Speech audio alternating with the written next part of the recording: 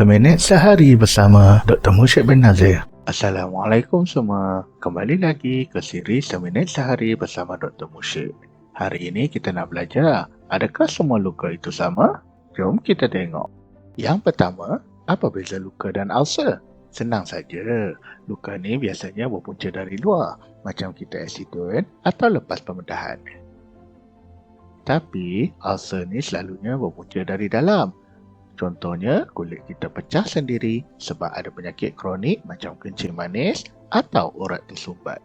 Kalau ikut garis masa punya, ada 3 kategori. Acute maksudnya luka baru terjadi. Kronik pula, luka yang dah lama sangat tapi tak baik-baik. Dan hati-hati ya, kalau dah 2 ke 4 minggu masih tak nampak tanda nak tutup, itu kita panggil non-healing wound, luka yang degil. Macam mana luka boleh terjadi? Macam-macam punca.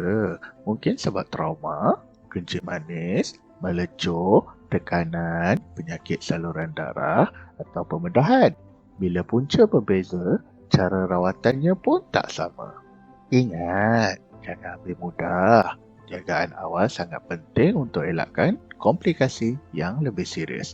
Semoga bermanfaat. Saya Dr. Musyid. Jumpa lagi. Kesihatan adalah hak setiap insan.